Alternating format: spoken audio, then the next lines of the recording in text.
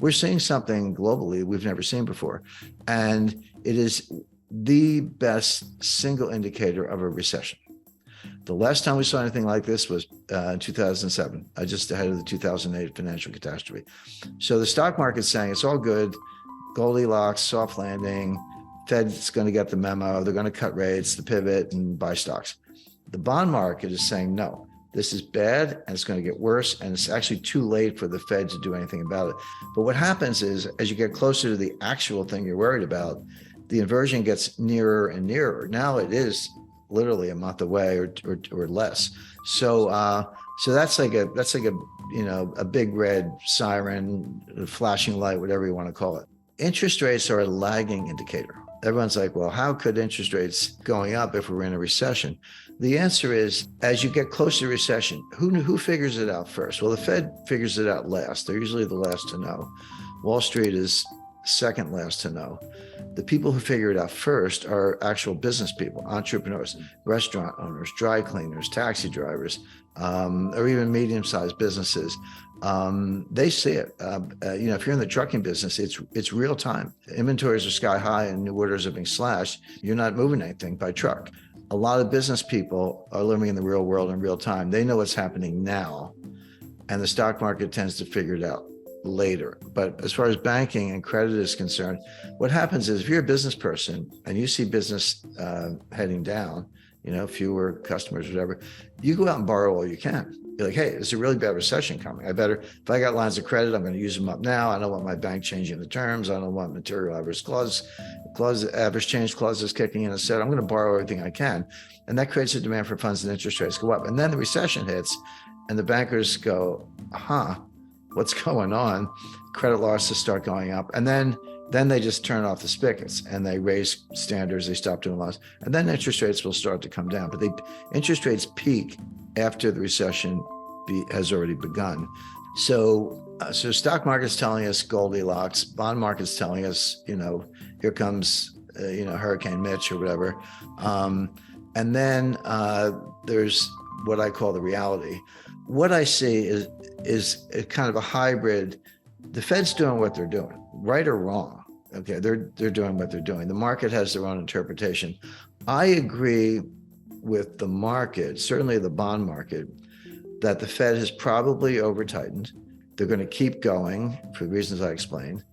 That means they're going to make it worse. They're going to make the recession even worse. And they may pivot to say that there could be a rate cut. It won't be in April, but rate cut in August, maybe. I wouldn't rule that out, but for a really bad reason. In other words, if the Fed cuts rates, which they may, the pivot may be real. It's not because they engineered a soft landing and Goldilocks and everything. Oh, that's just right. It's because they screwed up as usual, as they've been doing since 1913. They over-tightened. They didn't look at the forward indicators I described, and they found out too late. Then they have to slam on the brakes or take the foot off the brake, if you will, in terms of rate hikes, and then pivot. And we've seen this movie before. This is exactly what happened in 2018. I mean, I don't know. Attention spans seem to be short these days, but it wasn't that long ago.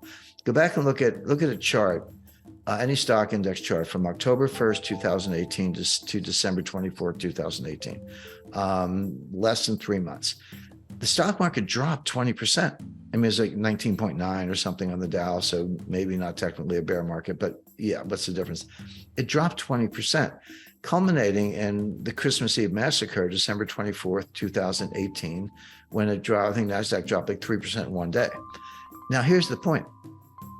The Fed was tightening into that collapse. The Fed tightened on December 16th, 2018, only like 8 days before the Christmas Eve massacre. And after most of the 20% collapse had already happened, they tightened one last time.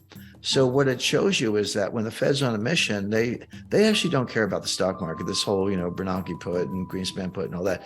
That's not how it works. They don't care that much about the stock market level.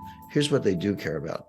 They care about disorderly markets. And that's the key word. It's not, if stocks are going down, but it's, kind of a little, 0.5% a day, 1% a day, trending down, lower highs, lower lows, trending down. The Fed doesn't care about that. They're not going to bail out the stock market. They do care if it's disorderly. When was it disorderly? Well, March 2020, at the worst part of the pandemic, it dropped like 30% in like 2 or 3 weeks. The fall of 2008, I mean, it was like somebody opened a trap door. The Fed does care about that because that kind of disorderly behavior can feed on itself and end up in a 1929 type scenario. So the Fed will get the memo, as I put it, stop raising rates and begin cuts when the markets are disorderly, but not just because they're going down. So there may be a pivot, in late August, or July thereabouts, but not because of Goldilocks, but because it's not a soft landing, it's a crash landing. But real quick, I guess, let's stick on the recession just for 1 second, because there's the, bad recessions generally come along with a lot of job losses. Do you see, given that this recession could be worse than most are expecting right now, there being, wide-scale layoffs of the sort we've seen in some of the bad previous recessions, like 08, like 01? The answer is yes. First of all, we're seeing it already. So, I don't match the company to the exact number, but layoffs on order of magnitude 10,000 to 20,000 terminated employees at Google, Amazon, Facebook, and other tech names. It affects other sectors as well, but tech in particular has engaged in a massive series of layoffs. And so people go, well, wait a second, how come it hasn't shown up in the unemployment numbers? Because the unemployment rate is it's around 3.5, 3.6, I don't know the exact number. It's right in that neighborhood, 3.5, 3.6. We haven't seen that level of unemployment, that low, that is, since the 1960s. This isn't like, a good year or a good day. This is the lowest since the 1960s. And the Fed is absolutely looking at that. You're right about that, Adam. And they're saying, and of course, they believe in the Phillips curve, which is junk science. But the Phillips curve, for those who are not familiar, says there's an inverse relationship between unemployment and inflation. So if unemployment is high, inflation is low. And if unemployment comes down, inflation goes up. And so if you want to get inflation down, you should expect to bring unemployment up. That's what the Fed believes. What I just said is nonsense. It's not true. It's junk. But the Fed believes it. Again, it doesn't matter what I think. It matters what the Fed thinks. They say you got to put yourself in their minds to figure it out. So as far as they're concerned, those kind of unemployment numbers, lowest since the 1960s, that's inflationary. They got to get those numbers up. Now, here's what the Fed is missing, or maybe everybody's missing. When you hear these layoff announcements, people are like, well, if they're laying off, why isn't the unemployment rate going up? Unemployment lags the business cycle. Unemployment is a lagging indicator. When you're an employer, entrepreneur, and you're in any kind of distress, not as many customers walking in the door, you'll do everything you can to avoid laying people off. You'll, be late on the rent. You'll turn down the lights.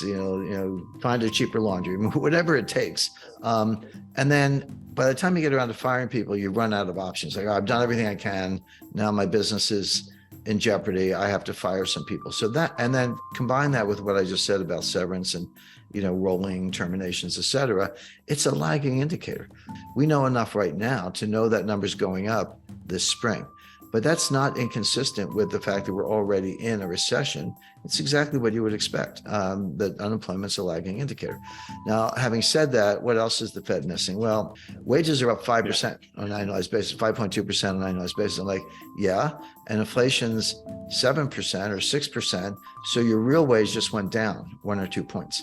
Because when the Bureau of Labor Statistics reports those wage numbers, those are nominal numbers. I'm not saying they're fake. But you have to know that they're nominal, and you have to subtract inflation to find out what's happening to real wages. And the answer is real wages have been going down for a couple of years because it runs around 5% annualized, give or take. Sounds like a 5% raise. What do you want? Well, yeah, but with 8-9% inflation, or even 6% inflation, your real wage is going down. So that's not a robust number at all. The Fed, by the way, the Fed wants to make it worse. The Fed agrees that those wage gains are too high. But my point is, in real terms, they're actually going down, but the Fed wants them to go down more. That would be one way to put it. If you get inflation down and wages are constant, then the real wage goes up relative to where it was before. But if you're unemployed, you have no wage. So that's another issue. Now, what the Fed is missing, and it's a long list, but there's something called the labor force participation rate. Now, the labor force participation rate, you just take the number of people working divided by the total working age population. It's all you do. It's not sophisticated. And that number today is around 61%, 61.2, give or take percent. But as recently as 2000, that number was over 70%. And has come down ever since. And it dropped like a stone during 2020, during the pandemic lockdown. Came back a little bit, but not much. The reason it got, first of all, it's never 100%. It shouldn't be. There are legitimate reasons to be working age population not working. You're a homemaker. You're a student. You're an early retiree. Right. You're in the military. Yeah. You're in the There's a bunch of perfectly good reasons. So it's never 100%, not even close. But 70 is pretty high and 60 is pretty low. And the trend has been down. So that leaves, relative to kind of a normalized number, that leaves about 8 to 10 million people between the ages of 25 and 54 who are not in the workforce. There's a big untapped labor pool. But if you took that group and threw it into the unemployment numbers, the way the Bureau of Labor Statistics calculates it, unemployment would be about 9%. And that's a depression level of unemployment.